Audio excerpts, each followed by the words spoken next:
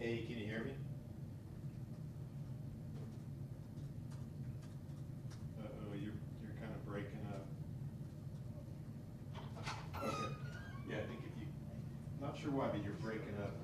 Try to leave your phone in a place. Either that or I'll call you back.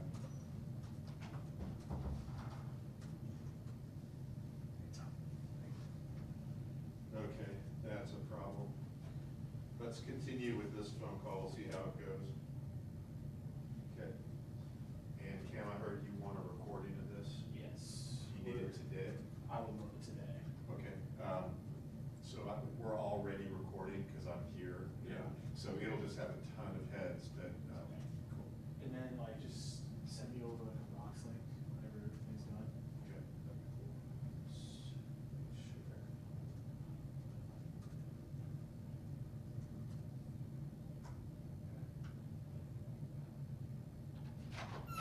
Backing out. You still there, Mike? Watch out. Cool. Hey, guys. Hey. So we have a new audio breakout box. So Very fingers nice. crossed. Like it.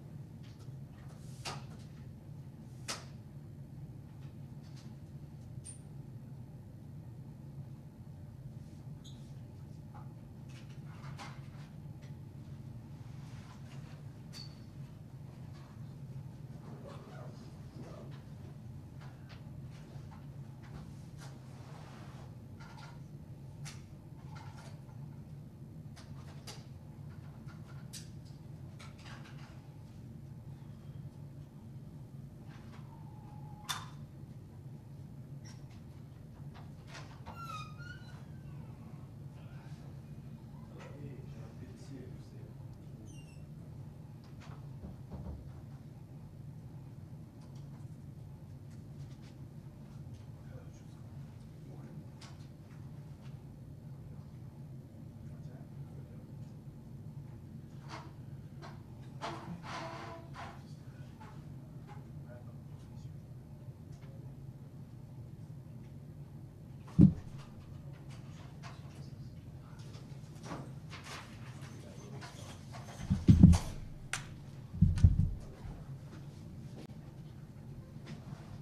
Aaron, can I get you to give me a test in that microphone?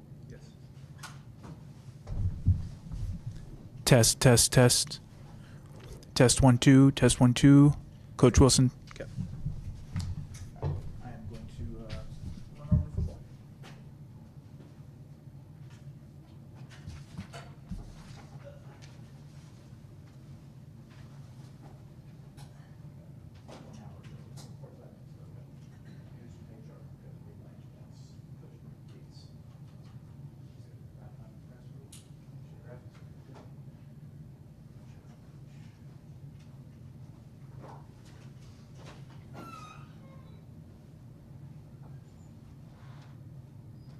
Good to see you, brother. What's How up, you man? doing? Game week? Doing all right. You know, everybody coming to LA? No? Not this time. All right. Probably. You will? Yeah, all right. You gonna get in some ocean time? No, my girlfriend Helen and I have a house there, so it's a home game. Nice. Yeah.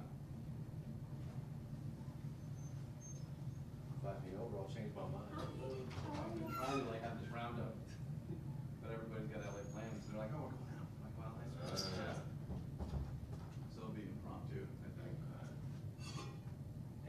well traveled, they're just in and out. It's one night deal. I like your card. Thank you. So we have a new audio breakout box. Oh, okay. Oh, whoa, that's helpful. Doctor. Dr. I Kelly. didn't even know that was you It's sitting me, here. hi. Hi. I was wondering, I was like, who is this guy sitting here? Didn't realize it was you. I give you free gas. Yeah. Oh, wow.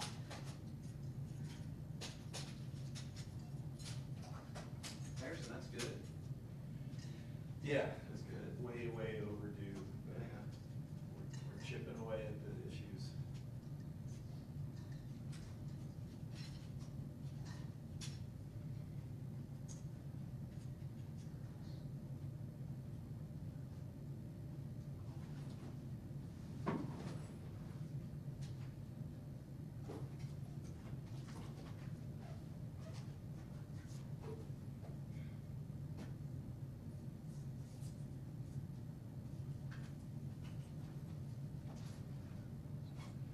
Who was that? Who with the football team? Is he That's Aaron Juarez. Aaron? No. The younger. Oh, that's Cameron. He's the new creative services director. For football or for the athletics department? Athletic department. Got it. Thank you.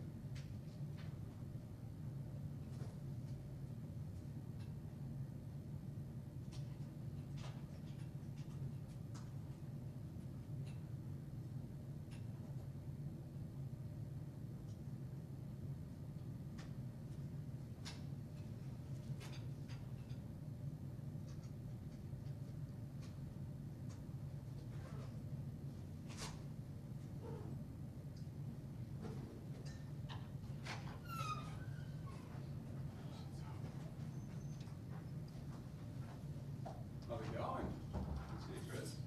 Good to see you.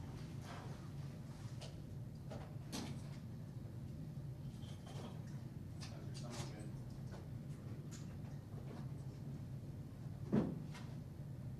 How about you?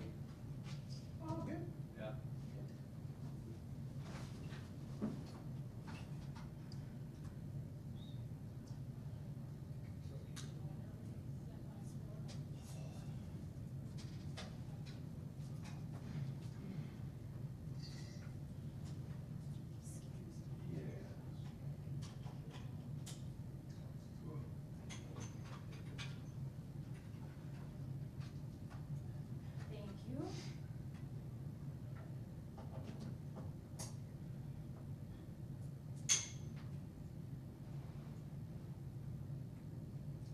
And this will be a mic level signal that everybody's getting.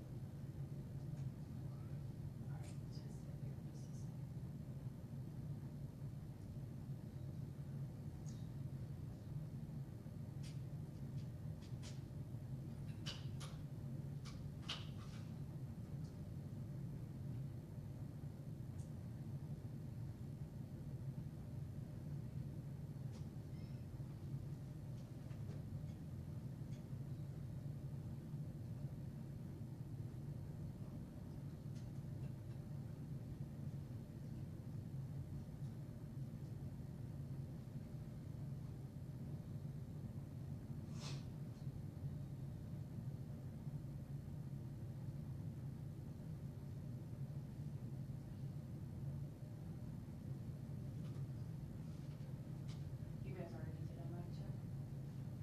Did a brief. I'll get you. Oh, okay. Thanks, John. I've had all summer. Check, check, check, 1, 2. It's a beautiful, crisp, cool, clear autumn day. Really great football weather. Got it. Okay. Mike, is this you? Yes. It's a little intermittent. Are you seeing that? Yeah. Just a heads up. Thank you. I know we're not making Gone with the Wind here.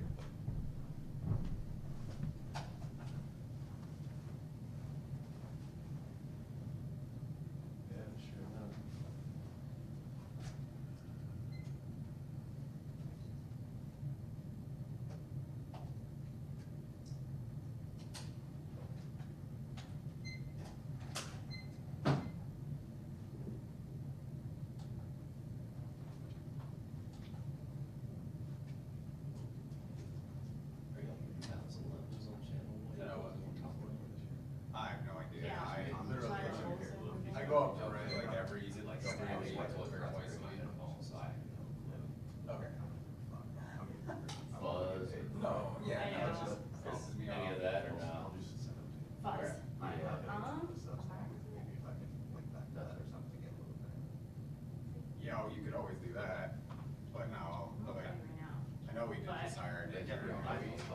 That's a lot of, Yeah, I that's a was- lot of room. I'll to- just start bringing it up. Okay. Yeah, Okay. true, yeah. Assuming you'll have me.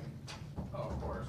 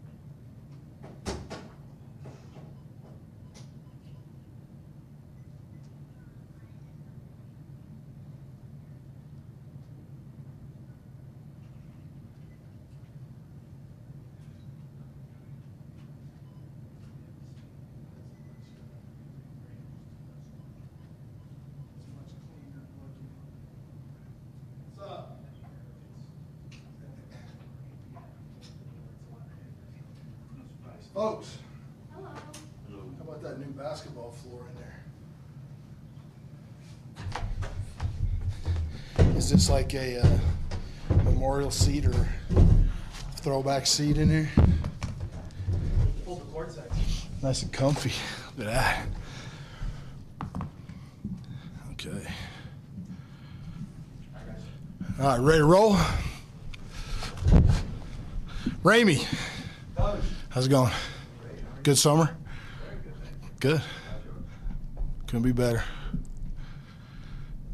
Could be better. Questions, Coach, unless you want to start with the. Yeah, I want to just before we start, we've been working on this, but we today officially hired Virgil Green as our tight end coach. So that was a thing we've been working on with him, and moved Derek Sage to quarterbacks, which is where a coordinator should be coordinating from. That'll help the quarterbacks understand the game plan. And we also brought Carson Strong back in just a student volunteer role to get him back in the program. You know, he's a Wolfpack guy. He's in town.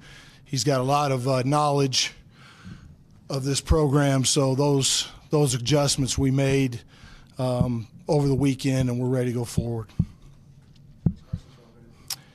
He's going to help out with the offense, non-designated role right now, but get him back in the office, helping us out, using his knowledge of the quarterback position, running back position, the offensive alignment, working with the young players. So to have him back from his era, some really good games there, some quality players, having him back with Virgil, Vi, Mike Bethay, those guys, I think is very beneficial to the young players on our team. Virgil's obviously been on the staff in a little different role, but I mean, what do you hope to get from him now that he works on the field with you guys? Yeah, well, obviously he's one of the best tight ends, if not the best tight end to ever play here. He's got 11 years of NFL experience. He's been in the building. A lot of the tight ends, a lot of the players on our team go to him for a lot of different things, mentorship, how to be a professional, how to get to the NFL. I think he can bring all of that knowledge. He's around the office all the time. He knows Derek and he knows the offense. And when Nate made a life decision to get out of coaching and move back to Oregon, that opened up a position for Virgil. And we just had to do all the paperwork and stuff there for that. So I'm really excited to have him, his maturity, his mentorship, his love of this university, his Super Bowl history when he goes on the road recruiting. He's a Valley recruiter, which is where he's from. That with that area, everyone knows him from that area. So there's a lot of benefit to having Virgil in our program. Is that something you envision long term to kind of fill the gap this year? It's long term. That was the conversations that we had the whole time, was that he thought about it with Mary Ann, the family, and he's moved back here obviously when he got done with his career, and it's something that he thought about for a few days and pictured, and had a couple of players talk to him. He came in and he met me at the office at 5 a.m. and said 5 a.m. over the weekend, a couple of days before the weekend, and said, "I'm all in. I'm ready to go. Let's do this for a long time." And I'm like, "Go get in your office, start working." So he's been unbelievable. What was the players' reaction at Carson coming back? Because a lot of these guys are on the same team with him. Yeah, I think there's not quite as many on the team as you would think. There's not many left from when Carson was here, but there's a few. And Tyson Williams is on our staff now as a graduate assistant.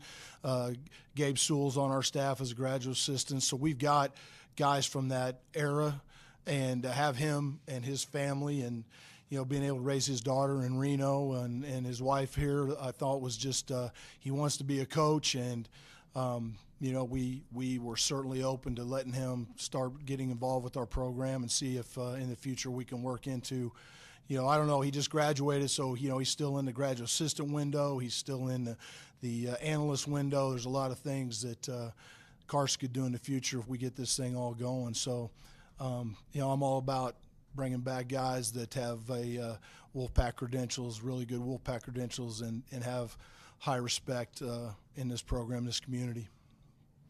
Coach, how does one prep for a quarterback like Caleb Williams? Yeah, so our first 4 games have really good quarterbacks in them, and obviously we want to start out with the top of the best of the best there.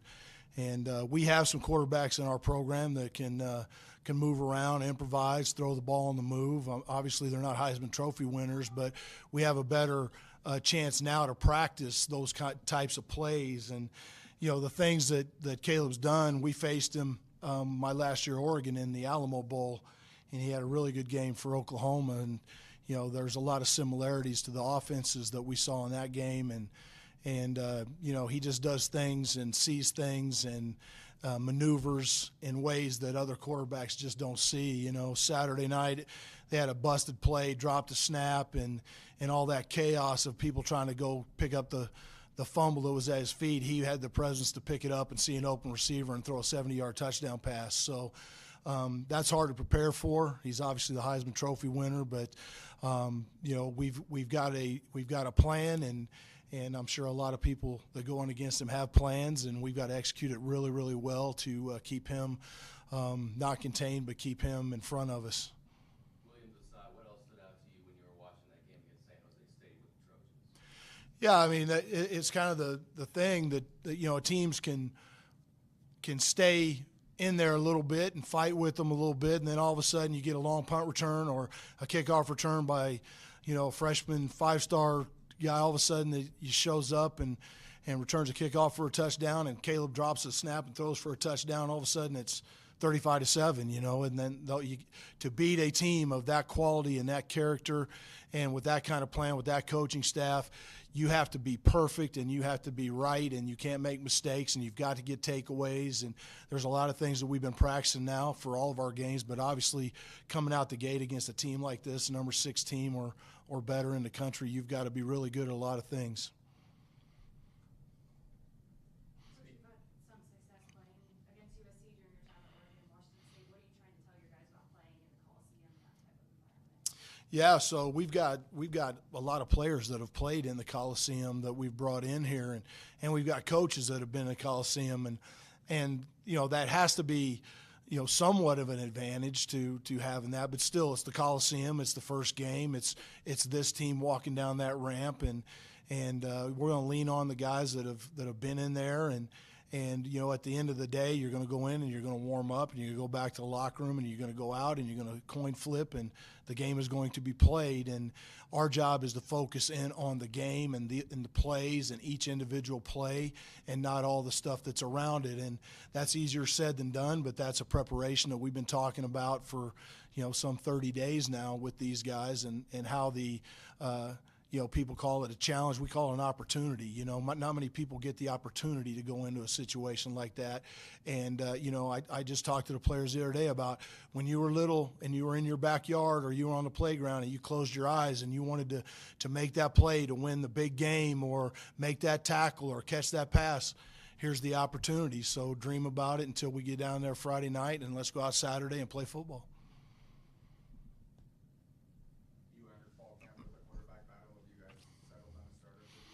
Yeah, we will start Brendan Lewis in the game Saturday. Brendan's had a really good spring. He came out of spring. He's a guy that started 14 games in the Pac-12 in Autzen Stadium and the Coliseum and Folsom Field, and he's been in those kind of games. He's played in bowl games, and it was a really good competition. I think a healthy Shane Illingworth was good in fall camp, and A.J. Bianco we think has a bright future. And those three really battled. I think Jax Leatherwood's got a lot of talent. It's going to take him a while. He's got to get bigger, faster, stronger for a 6'8" guy. But they had a really good battle. They've been great teammates. They've all thrown it out there, and we just made a staff decision that practice by practice, since the day he's been here, Brendan has taken the leadership role. He was voted unanimously a team captain by his teammates, and we just think it's at this moment in time that Brendan gives us the best chance to win football games. So a little bit different than than last year when we didn't know what we had. We've seen these guys for a year now, so we feel really good about that decision. And I think the guys behind him will keep pushing him, and that makes the whole room better. So I think that's that's an exciting time for those guys in that room, and Coach Sage taking them over and going forward. Kind of mentioned a couple things, but what really separated him to where he was the clear-cut starter in the rest of that group? Yeah, so he can throw the ball. He's got a maturity about him. He's got a presence about him. The players, a couple of those guys do, but he's really got a leadership quality. He can get you first downs with his feet. When a pocket breaks down, and he's smart enough to get down or get out of bounds and save his hits, which is part of the learning process of young quarterbacks. If you watch Caleb, you don't see Caleb Williams get hit very often. He knows when to get out of bounds, he knows when to slide, and he knows when to take off and run with it. And I think Brendan's got some of that from being in those games, and he knows where to get the ball. He knows when to distribute it. He knows when to get it out of his hands. And he's got a really good relationship with some of our new skill guys. They've worked together all summer. So we just think he gave us just a little bit of an edge going into this season, and he's going to take the ball and run with it. Are you able to call plays differently and execute your offense differently with his mobility compared to last year's quarterback? I think, I think that's part of it, and being able to make the O-line right when something starts to break down. He can get out and get a 4-yard gain instead of taking an 8-yard sack, or he can pull the ball if the read's there, and he can take it for 15 yards. And AJ's got some of that in him, and Shane obviously healthy is running better this year. He doesn't have a bad hamstring like he did last year, but Brennan's he's got that if there's a B gap open and the pass rush is on him, he can duck out of there and slide down it with a 5 or 6 yard gain, get you first down, keep the clock running. And we didn't have a lot of that last year. If we couldn't get the first down right away, we were putting the punt team on the field. So, he's got to get the ball out of his hand at times. He's got to run with it at times. He's got to read our zone read stuff. And I think it's what he did. It's what he does. It's how he's made his living. And he would tell you he's not a running quarterback, but he can run, and that's what I like about him. He also can throw it. So I think it'll be a good night for him Saturday to get out there on the field and lead his team. Coach, you said at the end of the spring game that you didn't want the first game of the season to be the first time your team faces adversity. Has there been points over the last 4 or 5 months where your team has faced that adversity and feels better prepared for this game? Yeah, we put them. We have periods in every practice where we put them in adverse situations. We've done 2-minute drills, 4-minute drills, 10 seconds to go, the ball's at the 20-yard line going in, and the quarterback has no timeouts. And what are we going to do? We're going to take a shot at the goal line, or we got to, mayday our field goal team on the field. We've done all those situations. I challenge my staff all the time, like if we haven't practiced it, bring it to me. Let's figure a way to, in the middle of practice, put the field goal kickers with all 100 guys around them, a step away from them, make them make 5 straight kicks. Just anything that we can do that can put them under stress and in those situations. So when it happens in the game, they may not be perfect, but they've been in that situation in their heads and on the field before, with the clock running and coaches yelling and everything else. And hopefully we've done every situation. Certainly there's always adversity in football games, and we've got to read on the move, and that's where coaches have to take over and keep that thing calm. But we've got a big emphasis on game situations and putting both sides of the ball and our special teams in those situations, and be ready for a game on Saturday. Obviously, USC, that's one thing. When you have 0 week, you have the advantage of cleaning up mistakes. But on the other side, you also haven't seen the team that you're going to play. So it's kind of, when you're in these early season games, there's all different scenarios there. What's coaching staff has changed, who are the new guys, and there's a little bit of surprise, and then there's also a little bit of you get a chance to fix the stuff that you messed up in the first game and make a big improvement into your second game. So you got to look at all that stuff when you're getting a preparation together for your practice week. That's kind of what we've been in. Is there an advantage one way or another, this being their second game, this being your first game? Is there a preference there? I mean, I think if you've had a game and the next team you're playing hasn't changed a lot of staff or personnel, I think you get a little bit of an advantage there because you can clean up a lot of stuff going in your second game. If the second team you've never played before, you don't know the staff, you don't know the scheme, you kind of that balances out. So I think with what USC does, there's no surprise. They do what they do, and they're really, really good at it. And from our standpoint, our coordinators are back; they're the same. So, I don't think they're probably worried too much about us surprising them with anything. So, I think they're probably cleaning up the little things. They certainly got a chance to look at a lot of different players and make those adjustments. And we got a chance to look at them and watch the game closely and see a lot of really good players that we didn't necessarily know about until we saw them on Saturday evening down there. So it's kind of, if you're whichever side you're on, it probably you can turn into an advantage or a disadvantage. One of those new players, Zachariah Brands, was a in-state kid at Gorman. Yeah. What do you remember about him? Just seeing him play at the high school level and then making such a big impact in his first college game. Yeah, I remember him and his brother. They're really highly recruited. They're both there at USC.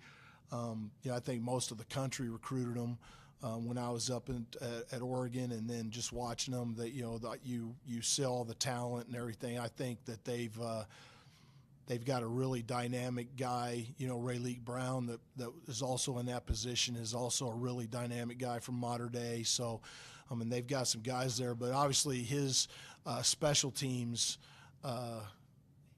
Saturday night changed that game. Those 2 punt returns and the kickoff return, which was not blocked correctly, but he just made a play with his feet and made 3 or 4 or 5 guys miss. That's special, and that's special when you're a freshman and you have that big an impact on a game as a true freshman. That's a lot of talent right there. So we certainly you can't. There's so many bodies out there. You can't. Specifically when you got the Heisman Trophy winner and you've got him and you've got Rayleigh and you've got Singer and you've got all the guys that they've got. You certainly can't pick on one, but you better know where number one is, especially on special teams right now, because he's a game changer when he gets the ball in his hands. So, we knew about him. We just didn't expect to see that the first game out.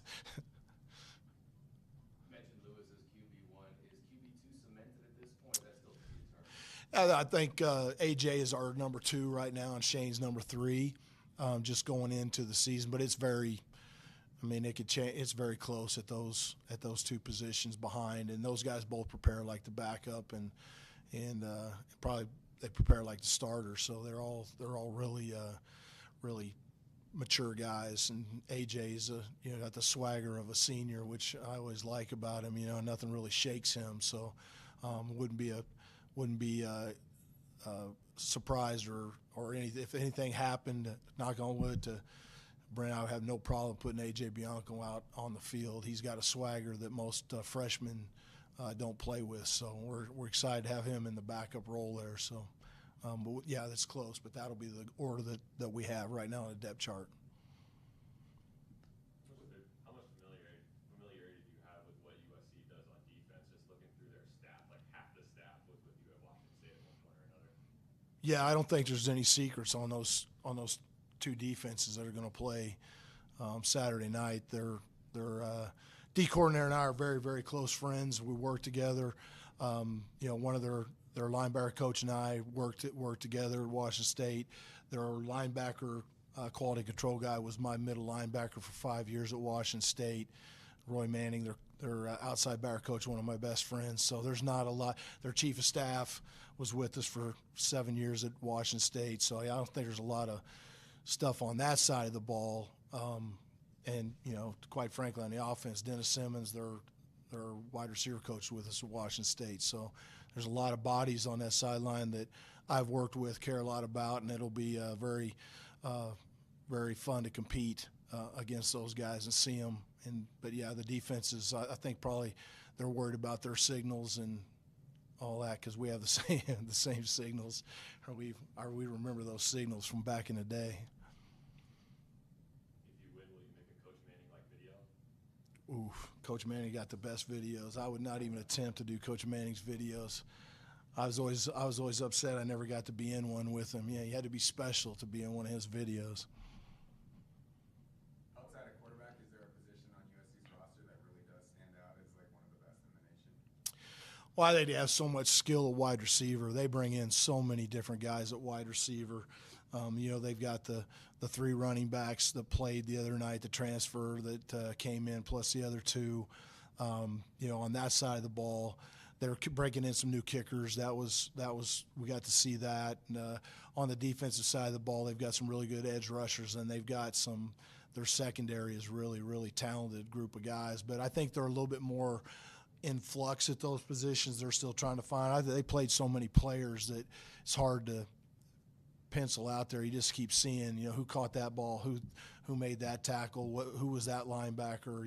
I think the 2 linebackers that they brought in, the young, the number 25 Curtis and the linebacker they brought in from Oklahoma State are very active guys. So, they're one of the best teams in the country. There's not a position where you're not looking at it and being impressed by somebody that they have at those positions. So it'll be quite a challenge to get in there and see them play in person, be out on the field with them.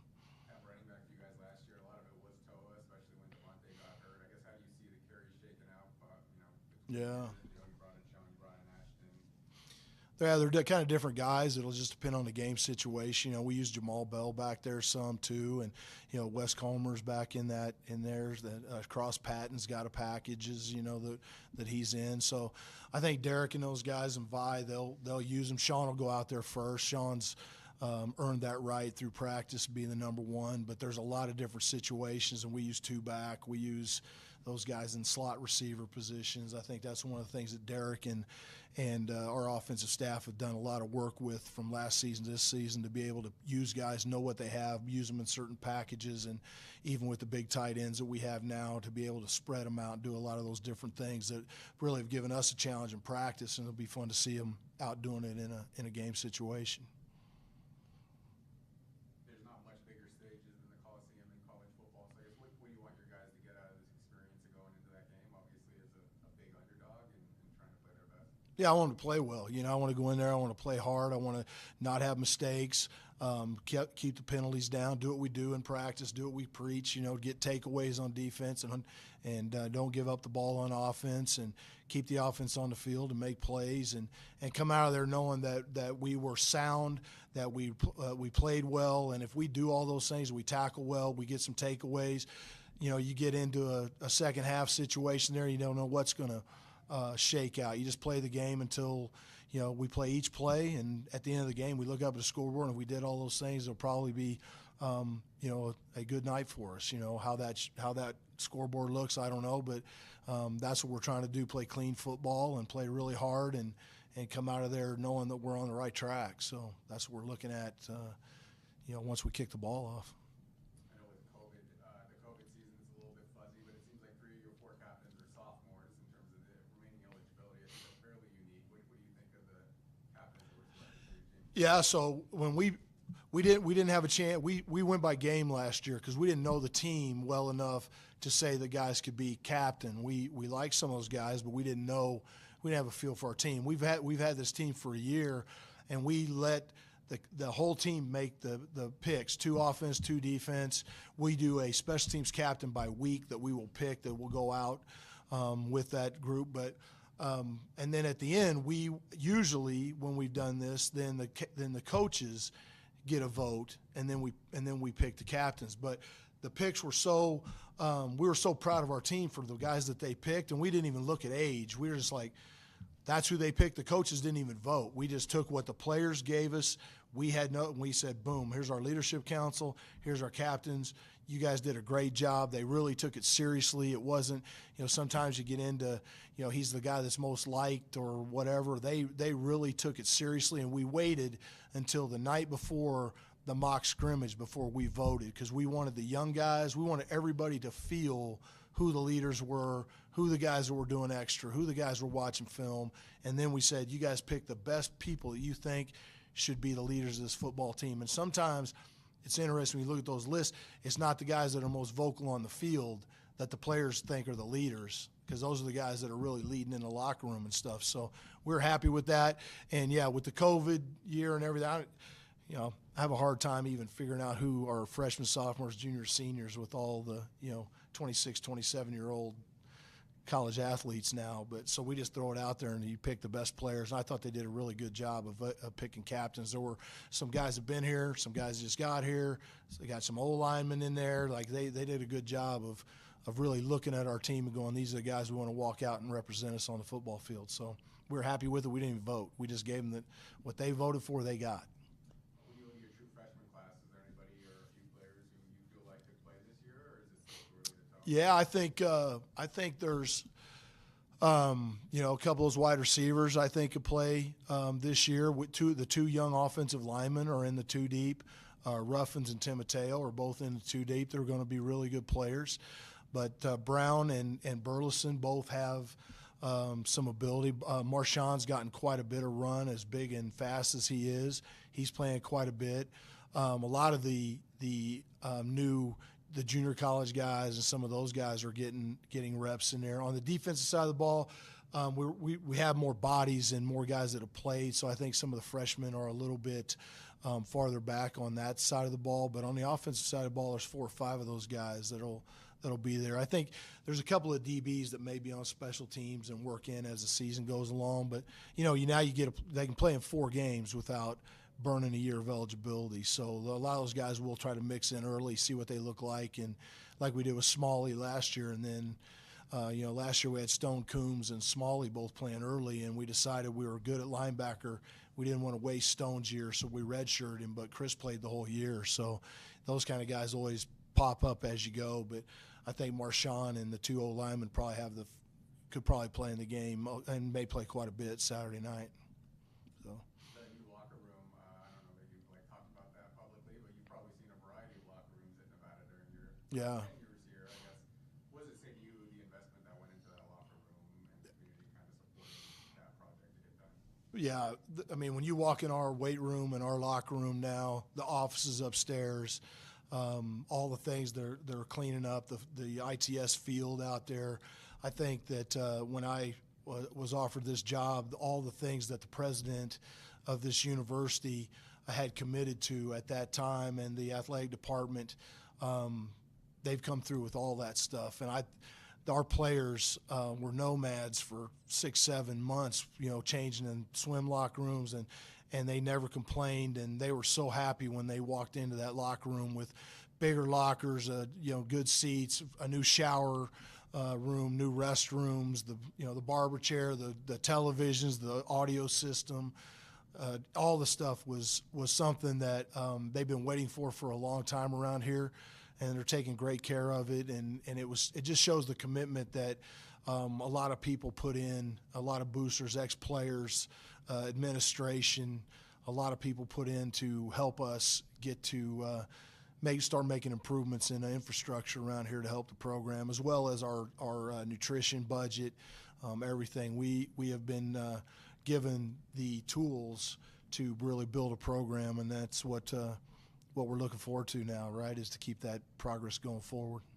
You don't seem to have too complicated of a haircut, but would you trust anyone to cut your hair in that barber? Yeah, every time I go in there, I see people cutting other people's hair, and I have yet to sit down in a chair in there, so I'm a little worried about that. So. As a head coach, just how have you kind of kept the team focused and not let the distractions of the multiple coaching changes away the last couple? Yeah, I think players are resilient. They're really resilient, and they just roll. So it's probably more infrastructure and inner workings of how you run the program, who's responsible for what, and there's a lot of coaches on our staff that have been special teams coordinators or been other position coaches that, my staff is a young, energetic, high intensity group of guys, and they just roll. Sometimes I'm even like, holy crud, what just happened? They're like, hey, let's go. Like, we're rolling. Like, change the locker, new nameplate, let's get out. Like, here go, Verge, let's go. It's been, but the players, they just play. They're just trying to get ready for a football game, and their next thing is worried about what's for dinner tonight around here. And what time's practice in the morning. That's all they care about, and they trust each other, and I think they trust Virgil and all the guys around that office now, and it's a whole different it's a whole different vibe in the building as far as the trust of the players and coaches and the whole community that we've built in there. So that's got to pay benefits as you go through a hard, adverse situation when you get into the football season. So, but the players, they're the least of my worry, man. They just roll. They don't even blink on that stuff. I appreciate you guys.